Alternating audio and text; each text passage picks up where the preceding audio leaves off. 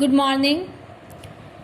Let's start with the topic evolution of a microprocessor. Microprocessor is what? It is a controlling unit or a CPU of a microcomputer. It is fabricated on a very small chip that is capable of performing arithmetic and logical operations. When memory and input-output devices connected to it, microprocessor behaves like a microcomputer. So, microprocessor is a digital chip which is able to receive the information in the digital form. Then it processes this information according to the stored program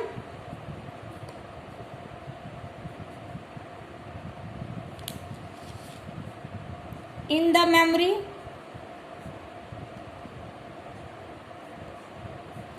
and output the result.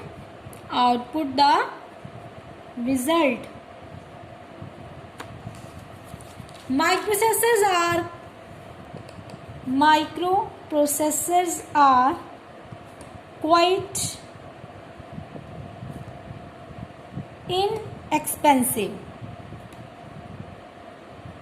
as they are produced in large quantities, and LSI technology is used for the manufacturing of the microprocessor. LSI stands for the large scale integration technology. So LSI made possible the fabrication of the CPU or even an entire computer on a single IC chip. So for the manufacturing of microprocessor, generally LSI technology is used. LSI technology is used. So here we will discuss about the digital computer. Digital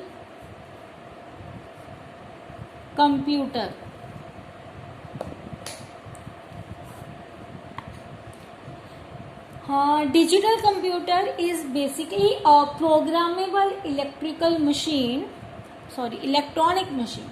It is a programmable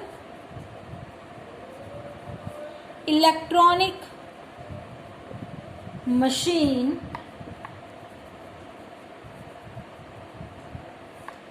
that processes the binary data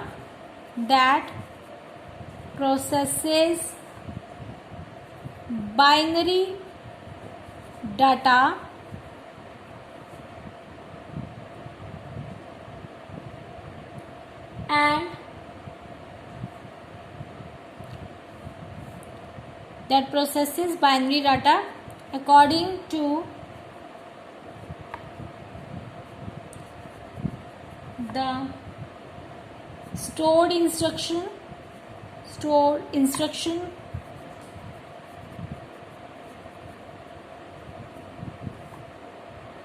and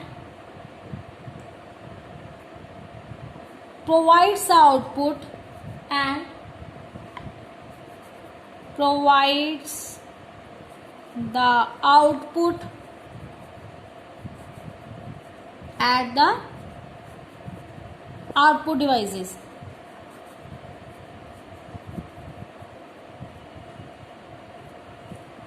So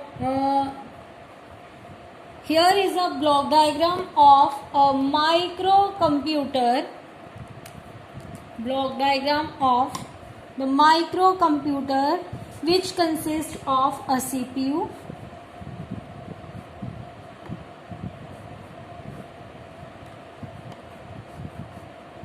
input device, output device, and a memory unit. Here there is a communication between the input and output devices, and between the input devices and the CPU. The communication link is between the CPU and the memory. So this is the block diagram of a digital computer.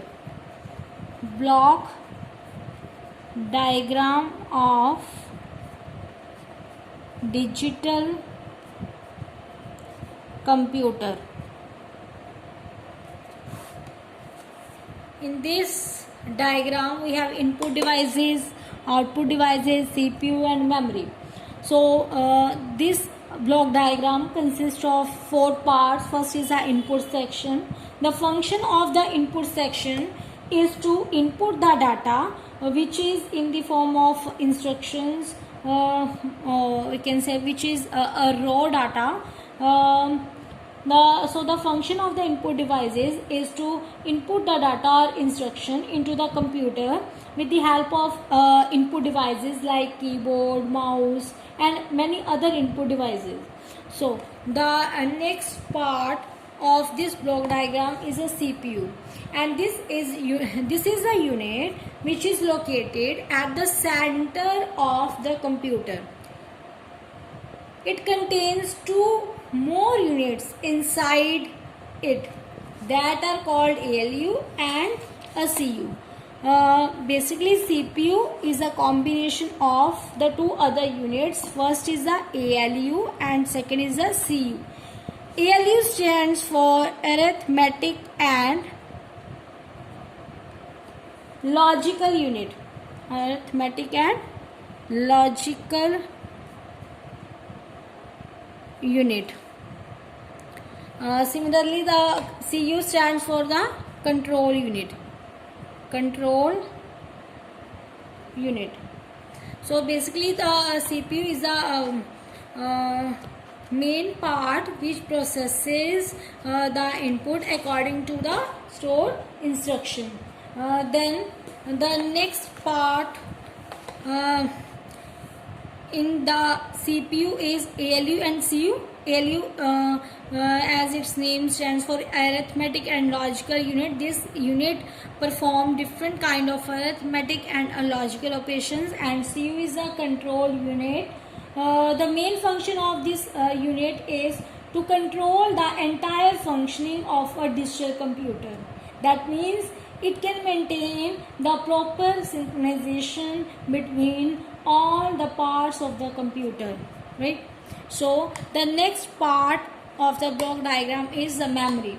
So memory is a device that is used to store the data. Memory is a device that is used to store the data. Again, this data is stored in the form of 0 and 1, and the result in the result of some operations are also stored in the memory, and some input operations are also stored in the memory. So it is basically a semiconductor type or magnetic or optical type. Memory can be classified as RAM and ROM. Memory can be of 2 types: primary memory, secondary memory. Then RAM is a random access memory. RAM is a random access memory. ROM is a read-only memory. Read-only memory. In the memory organization chapter, this type of memories are explained thoroughly. Then there is another unit, that is the output unit. The main function of this unit is to display the output on the output devices. There are different kind of output devices such as a monitor, 7-segment LED, printer, etc. So this is basically a digital computer. Now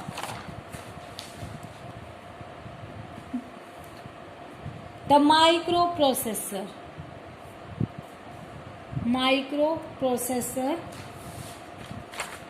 So microprocessor is clear. It is a controlling unit or a CPU of a microcomputer that is fabricated on a small chip and which is capable of performing different kind of arithmetic and logical operations. And here when memory and input device is connected to it, then it behaves like a microcomputer. So in the next lecture we will discuss about the microcomputer. Thank you very much.